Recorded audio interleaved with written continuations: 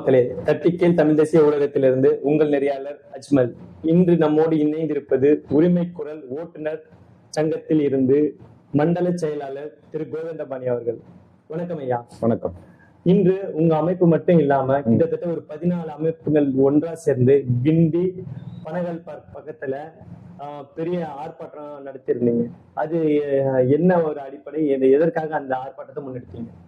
11 ஆண்டுகளா நிலுவையில் இருக்கிற மீட்டர் கட்டணத்தை முறைப்படுத்தலாம், மீட்டர் கட்டணத்தை கொண்டு வரணும், பைக் டாக்ஸியை தடை செய்யணும், சொந்த பயன்பாட்டு வாகனங்களை டிரான்ஸ்போர்ட்டுக்கு பயன்படுத்துவதை தடை செய்யணும். 2019 மோட்டார் வாகன தடை சட்டத்தை திரும்ப பெறணும். ஆயுட்கால மேக்ஸி கேப்புக்கான ஆயுள் கால வரியை கட்டுவதற்கான 3 தவணையாக கட்டுவதற்கான அரசு அனுமதி வழங்கணும். இப்போ ஆளுகின்ற அரசு விடியல் அரசு ஓட்டுநர்களுக்கு விடியாத அரசா தான் இருக்கு. ஓட்டுநருக்கு மட்டும் இல்ல, எந்த ஒரு தொழில் செய்யற மக்களுக்கும் விடியாம தான் இருக்கு. 10 ஆண்டுகளா நம்ம ஆட்டோவுக்கான மீட்டர் கட்டணத்தை உயர்த்த சொல்லி கேட்டுட்டு இருக்கோம். அதுக்கான போராட்டம் தான் இன்னும் நடைபெற்றது. 14 தொழிற்சங்கங்களோட கூட்டமைப்போட சேர்ந்து ஒரு ஓட்டுநர்கள் தொழிலாளர் சம்மேளனம் அதை கூட்ட இன்னைக்கு போராட்டம் நடத்தியிருக்கு. மாபெரும் முற்றுகை போராட்டம். நிச்சயமா பார்த்தோம், நல்ல அதிகப்படியான மக்கள் கலந்துகிட்டு இருந்தாங்க. ஏன்னா இந்த இதுல அரசு சார்புடைய கட்சி சார்புடைய தொழிற்சங்கங்கள் இருக்கு. அந்த தொழிற்சங்கங்கள் கலந்துக்கிட்டுச்சா? ஆமா, அதுல சிஐடியும் தொழிற்சங்கமும் கலந்துக்கிட்டுச்சு. ஆளுங்கட்சிக்கு சாதகமான சூழ்நிலை வரும் வரை அவங்க களத்துல இருப்பாங்க. ஆளுங்கட்சிக்கு எதிரான ஒரு சூழ்நிலை வரும்போது ஆளுங்கட்சிக்கு சாதகமா அந்த இதுல இருந்து பின்வாங்கி இன்றும் அப்படிதான் நடந்தது. இன்னைக்கு 14 தொழிற்சங்கங்கள் நடத்தின போராட்டத்துல மகளிர் ஆட்டோ ஓட்டுநர் மகளிர்களும் சிறப்பான இந்த போராட்டத்தில் கலந்துட்டாங்க. அவங்களே இப்ப கைது செய்யப்பட்டு மண்டபங்கள்ல அடைக்கப்பட்டிருக்காங்க. அந்த மண்டபங்கள்ல அடைக்கும் போது இவங்க இப்ப பின் வேலைக்கு போயிட்டாங்க. இல்ல அப்படின்னாக்கா ஒரு 1000 பேர் அடைச்சிருக்க மண்டபத்துல இன்னும் ஒரு கூடுதலா ஒரு 1000 பேர் இருப்பாங்க. ஒரு 2000 பேர் ஒரு மண்டபத்துல அடைக்கிறப்போ அது ஒரு பேசு பொருளா இருக்கும். ஆளுங்கட்சிக்கு எதிராக இருக்கும் அந்த விஷயம் அப்படின்றதுனால அவங்க பின்வாங்கிட்டாங்க. நிச்சயமா, ஏன்னா ஒரு பல கைகள் சேர்ந்து ஒளி வரும்போது அது பெரிய ஒரு பூதாகரமான இதாதான் இருக்கும். நம்ம பாத்தீங்கன்னா இப்போ எதிர்கட்சியா இருக்கிறவங்களுக்கும் தொழிற்சங்கங்கள் இருக்கு. அதே மாதிரி இப்போ ஆளுங்கட்சியா இருக்கவங்களுக்கும் தொழிற்சங்கங்கள் இருக்கு. இந்த 2 தொழிற்சங்கங்கள் சார்ந்தவர்களும் அவங்க சார்ந்திருக்க கட்சியை சார்ந்து ஒவ்வொரு தடவையும் இது மாதிரி விலகிறதுனால பொதுவா இருக்கிற உங்க சங்கங்களை சார்ந்தவங்களுக்கும் இது பாதிப்பை மிகப்பெரிய பின்வாடைகளை தான் உருவாக்குது. ஒரு போராட்டம் அப்படின்னாக்கா ஒரு ஓட்டுநர்கள் யாருமே முழு மனதோட அந்த போராட்டத்துல கலந்துக்குதுல. இதுவரையும் நடந்த போராட்டங்கள்ல என்ன வெற்றி கிடைச்சது, இதுக்கப்புறம் என்ன போராடி என்ன வெற்றி கிடைக்க போகுது, ஆளுங்கட்சி சாதகமானதான் எல்லா தொழிற்சங்கங்களும் போராடிட்டு இருக்கு அப்படின்ற மாதிரி ஒரு பிம்பம் இருக்கு.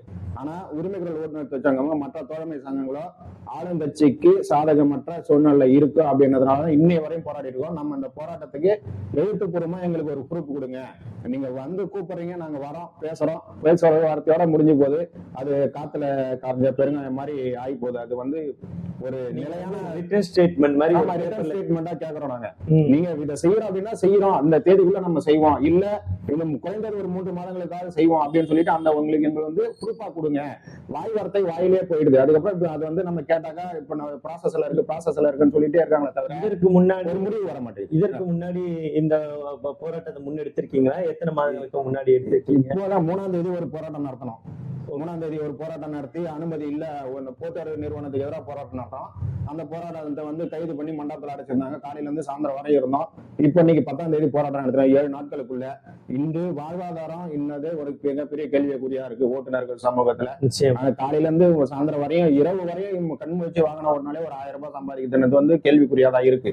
அதுல நம்ம இப்ப நிறைய காப்பீட்டு நிறுவனங்கள் போட்டின்னு போட்டுட்டு ஓட்டுநர்களை நசுக்க தான் பாக்குறாங்களே தவிர அவங்களோட டிஆர்பி ஏத்தணும், வரைகாட்டுகளை ஏத்தணும், வாடிக்கையாளர்களுக்கு சிறப்பு சலுகை தரணும் அப்படின்னு சொல்லிட்டு ஓட்டுநர்களை நசுக்கிட்டு அவங்களே வாகனங்களை எடுத்துட்டு அதுல 12 மணி நேரம் 13 மணி நேரம் தொடர்ந்து வேலை செய்யணும் அப்படின்னு சொல்லிட்டு ஓட்டுநர்களை நசுக்கிறாங்க. அதுக்கான ஆர்ப்பாட்டமாக தான் நாங்க இதை பண்ணிட்டு இருக்கோம். நிச்சயமாயா, உங்களோட மொத்தம் எத்தனை நிபந்தனைகள் அரசாங்கத்தை நோக்கி வச்சிருக்கீங்க? அந்த நிபந்தனைகள் என்னன்னு கொஞ்சம் சொல்லுங்க. ஒரு 10 போராட்டங்கள் வச்சிருக்கோம். எப்பயும் நடக்குதுதான். 10 கோரிக்கைகள் வச்சிருக்கோம். அந்த கோரிக்கைகளை எப்படி இருந்தாலும் நிறைவேற்ற மாட்டாங்க. இப்போதைக்கு எங்களுக்கு 10 ஆண்டுகளா இருக்கிறது இந்த மீட்டர் கட்டணம் தான். மீட்டர் கட்டணத்தை முறைப்படுத்தினாலே எல்லாமே எங்களுக்கு சீராயிடும். மீட்டர் கட்டணம் ஆட்டோக்களுக்கான மீட்டர் கட்டணத்தை பொருத்தி ரெடி பண்ணிட்டாங்க அப்படின்னாலே வாகனங்களுக்கான விஷயங்கள் சிறப்பா நடக்கும். ஐயா 10 ஆண்டுகளா மீட்டர் கட்டணம் உயர்த்தலன்றீங்க. ஆனா 10 ஆண்டுக்கு முன்னாடி நடைமுறைப்படுத்தின மீட்டர் கட்டணமே வந்து ஆட்டோ ஊழியர்கள் வந்து நடைமுறைப்படுத்தலையா? அது என்ன ஆதிய? 10 ஆண்டுகளா மீட்டர் கட்டணத்தை நாங்க முறைப்படுத்தல அப்படின்னு சொன்னாலே அது வந்து அரசாங்கம் வந்து அதுக்கு முறையான கட்டணம் நியமிக்கல, மீட்டர் கட்டணங்களை கொடுக்கல. மீட்டரை நாங்க இப்போ இதுவரையும் தயார் பண்றோம். எப்ப கேட்டாலும் மீட்டர் கட்டணத்தை தயார் பண்றோம் அப்படின்னா மீட்டரை தயார் பண்ணி கொடுக்குறாங்க. அவங்க கொடுத்த மீட்டர் வந்து 3 மாதங்கள் வேலை செய்து அதுக்கப்புறம் செய்யல. இப்போ கூட நாங்க இன்னைக்கு போராட்டத்துல கூட சொல்லியிருக்காங்க, நாங்க புதுசா மீட்டர் கொண்டு வரோம், புதிய ஆப் கொண்டு வரோம், நாங்க அரசாங்கத்தின் மூலமா நம்ம கார்பரேட்டுக்கு எதான ஒரு ஆப்பை கொண்டு வரோம் சொல்றாங்க. ஆனா இதுவரை நடைமுறைக்கு வந்ததா அப்படின்னா சாத்தியம் இல்லாத ஒன்னாதான் இருக்கு. ஆனா நிச்சயமா ஒரு தனியார் நிறுவனம் பண்ண முடியும் போது அரசாங்கத்தால பண்ண முடியும். ஆனா ஏன் அரசாங்கம் பண்ண மாட்டேங்குது? கண்டிப்பா பண்ண முடியும். அரசாங்கம் வந்து கார்பரேட்டுக்கு துணை போகணும் அப்படின்றதுக்காக தான் காலத்தை ஏற்றிட்டு வராங்க. சரிங்களா? அவங்களோட சுயநலம் தான் இதுக்கு முழு காரணம். ஓட்டுநர்கள் மீதோ மக்கள் மீதோ மக்கள் ஓட்டு போட்டு ஒரு அரசாங்கத்தை கொண்டு வராங்க. ஆனா அரசாங்கம் எப்போதுமே ஒரு தனியார் நிறுவனங்களை சார்ந்து அவங்கதான் ஐயா நம்ம போயிட்டு நேரடியா அவங்கதான் தொடர்பு கொள்ள முடியும். மக்கள் யாரும் போய் அரசு அதிகார வர்க்கத்திலேயே நம்ம போய் அதை கேள்வி கேட்க முடியாது. அவர்கள் வந்து நேரா போறாங்க, அவங்களுக்கான விஷயங்களை செய்யறாங்க, அவங்களுக்கான அதிகாரங்களை பெற்றுட்டு வராங்க. நம்ம சாமானிய மக்களால பெற முடியாது இல்லையா? அந்த சாமானிய மக்களுக்கு பெற்று தருவதற்காக தான் நம்ம ஓட்டுநர் தொழிற்சங்கமே வச்சிருக்கோம். இப்போ அரசாங்கம் ஒரு விலையை நிர்ணயிச்சு இதுதான் 1 கிலோமீட்டருக்கான மீட்டர் கட்டணம்னு அறிவிச்சா ஓட்டுநர் சங்கங்கள் ஓட்டுறதுக்கு தயாரா? நாங்க தயாரா தான் இருக்கோம். நாங்க அதை தானே கேட்டுட்டு இருக்கோம். எங்களுக்கு ஒரு மீட்டர் கட்டணத்தை கொண்டு வாங்க, அரசாங்கத்துல அனுமதி கொடுத்தாச்சு. ஏன்னா முதல்ல அது மாதிரி அறிவிச்ச மீட்டர் கட்டணத்தை யாரும் வசூலிச்சது கிடையாது. அதுதான் யாரும் வசூலிக்கலாம் சொல்லவே முடியாது. மீட்டர் கட்டணம் மீட்டர் போட்டு ஆட்டோ ஓட்டுநர்கள் இருக்கிறாங்க, ஓட்டிட்டு தான் இருந்தாங்க. அது காலாவதி ஆகி போச்சு. இப்போ நீங்க ஆட்சிக்கு வரும்போது 400 ரூபாய் இருந்த சிலிண்டர் விலை இன்னைக்கு 800 ரூபாய் 1000 ரூபாய் வந்துடுச்சு. அதே 10 வருஷத்துல ஆகுது அப்படின்றப்போ நீங்க மீட்டர் கட்டணத்தை மாதம் ஏத்துங்க. பெற்றோர்களை ஏத்த மாதிரி ஏத்தி இருந்தாங்க, நாங்க ஏன் அந்த மீட்டரை தூக்கி போடுறோம்? குறைஞ்சது அந்த ஏற்றத்தாழ்வுக்கு இந்த மாதிரி ஒரு 3 மாதங்களுக்கு ஒரு ஆட்சி ஏற்றி இருந்தா கண்டிப்பா ஏற்றி இருந்தாங்க. நாங்க அதை வந்து தொடர்ந்து பயன்படுத்தி இருப்போம். அரசு சார்புடைய சிஐடி வந்து அங்க இருந்து வெளியேறிட்டாங்க. சரி. ஆனா மிச்சம் எல்லா அமைப்புகளும் இன்னும் களத்துல நின்று நீங்க போராடிட்டு இருக்கீங்க. அவங்களோட அடுத்த கட்ட நடவடிக்கை என்ன? இப்போ நாங்க தோழமை சங்கங்களா தான் இங்க வந்து ஒன்று கூடியிருக்கோம். தோழமை சங்கத்துக்கு தலைமை ஏற்று நடத்தினது சிஐடியு தான். அவங்க தான் வந்து இப்போ அரசாங்கத்துக்கு எதிராக வந்து அவங்க ஆளுங்கட்சியோட தொழிற்சங்கம் அப்படின்றதுனால ஆளுங்கட்சிக்கு எதிராக இருந்து செயல்பட செய்ய முடியாதுன்றதுக்கு அவங்க பின்வேலைக்கு இருக்காங்க. ஆனா நாம வந்து ஓட்டுநர்களுக்காக ஓட்டுநர் உறவுகளுக்காக நிக்கிறோம். நம்ம தனி மனித விஷயமா இருந்தாலும் சரி, ஓட்டுநர் விஷயமா இருந்தாலும் அதுல முறையா நடக்கணும், ஓட்டுநர்களுக்கு நல்லது நடக்கணும் அப்படின்றதுக்கான விஷயங்களை தான் நம்ம இதை பண்ணியிருக்கோம். அதனால நாங்க முழுமையா இதுவரையும் நாங்க களத்துல இருக்கோம். எங்களை வந்து 2 மண்டபங்கள்ல பிரிச்சு 3 தலைவர்களை ஒரு மண்டபத்திலும் 3 தலைவர்களை ஒரு மண்டபத்திலும் சொல்லி தொழிற்சங்கங்களோட மண்டப நிர்வாகிகளை பிரிச்சு அழைச்சி வச்சிருக்காங்க. இன்னுமும் போராட்டம் தொடர்ந்துதான் இருக்கு. நிச்சயமா இப்போ உங்களோட தலைவர்கள்லாம் கைது செய்யப்பட்டிருக்காங்க. உங்களோட அடுத்த கட்ட நடவடிக்கைன்றது எப்படி இருக்கும்? எங்களோட போராட்டம் வந்து மிக தீவிரமான போராட்டமா இருக்கும். இதை காலையில நாங்க எல்லாமே முன்னேற்பாடாக தான் வந்து இருந்தோம். இந்த ஒரு முடிவு கிடைக்காம திரும்ப வீடு திரும்புறது இல்லைன்னு 10 ஆண்டுகளா நாங்க போராடிட்டு இருக்கோம். 10 ஆண்டுகள்ல எதுவுமே வந்து நடக்கல. அரசாங்கம் வந்து 2 மாதங்களுக்கு முன்னாடி ஹைகோர்ட்ல 2 வருடங்களுக்கு முன்னாடி ஹைகோர்ட்ல வந்து தீர்ப்பே வந்துருச்சு. மீட்டர் கட்டணத்தை முறைப்படுத்தணும் சொல்லிட்டு, மீட்டர் கட்டணத்தை கொண்டு வரணும்னு சொல்லிட்டு. இதுவரையும் அரசாங்கத்துல இருந்து எதுவும் நம்மளுக்கான விஷயங்களை எதுவுமே செய்து கொடுக்கல. நீங்க அத வந்து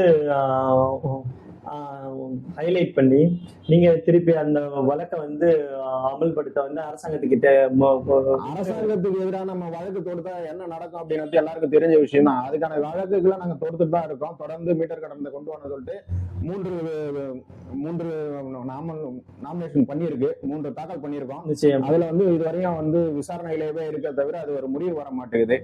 நயன்தாராவுக்கு குழந்தை பிறந்ததுன்னா பார்ப்பாங்களே தவிர ஓட்டுநர்களுக்கான வேலைகள் நடக்குது அப்படின்னா பார்க்க மாட்டாங்க. 2000 ஓட்டுநர்கள் எதுக்கு போராடுறாங்க அப்படின்னு யாரும் வந்து பார்க்கல. எந்த ஒரு சமூக ஊடகங்களோ அரசாங்க ஊடகங்களோ பத்திரிகை நண்பர்களோ யாருமே வந்து எங்களுக்கு வந்து ஒரு ஆதரவு தராங்களா அப்படின்னு கேள்விக்குறிதான்.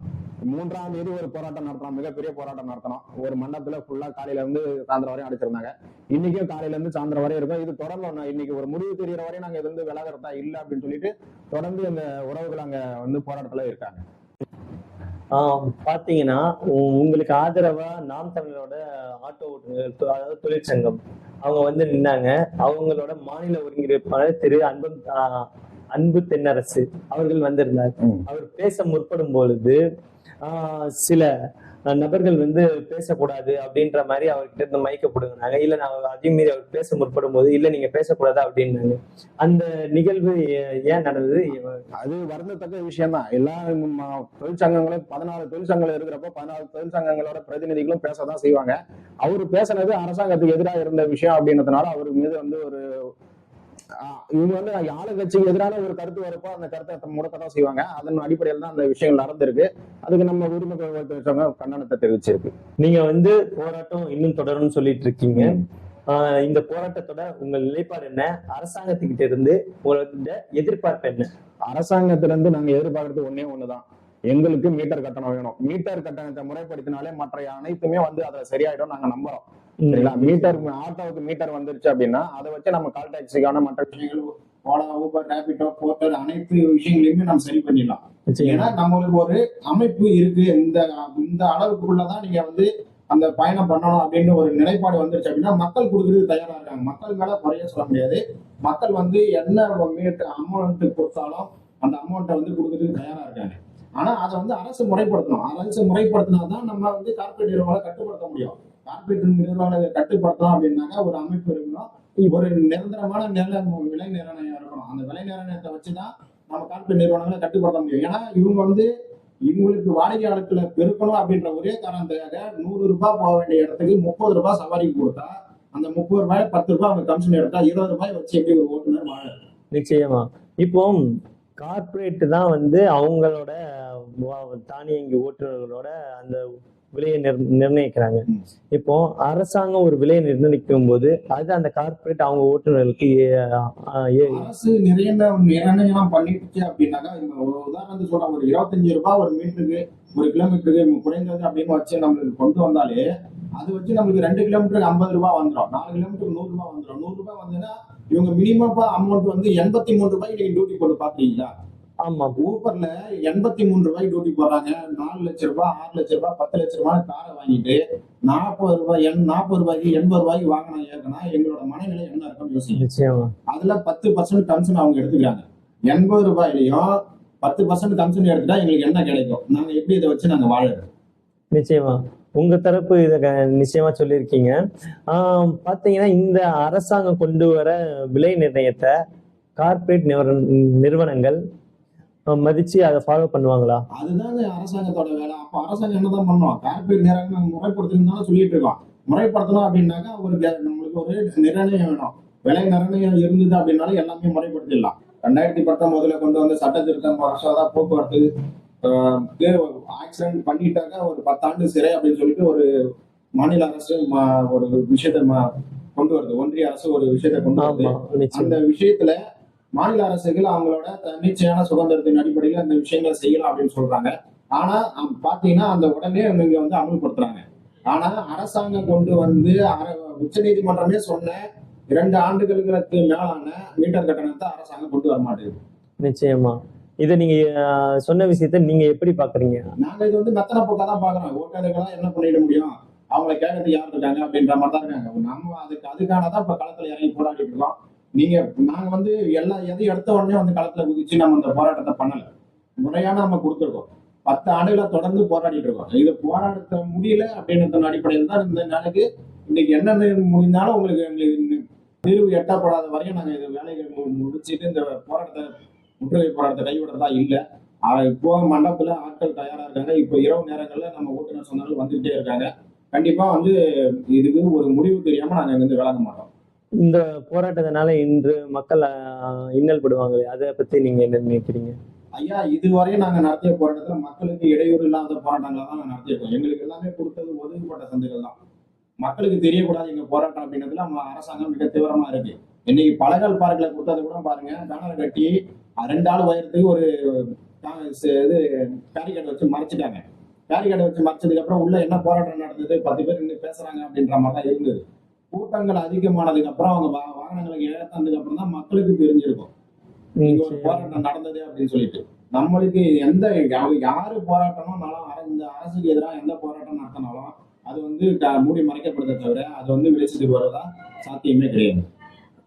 எல்லா அரசாங்கமும் அமையும் போது அந்த போராட்டத்தை வந்து ஒடுக்குறாங்க. ஆனா எதிர்க்கட்சி ஆன பிறகு அவங்களே போராட்டத்தை முன்னெடுக்கிற மாதிரி பேசுறாங்க. இந்த கண்ணோட்டத்தை நீங்க எப்படி பாக்குறீங்க?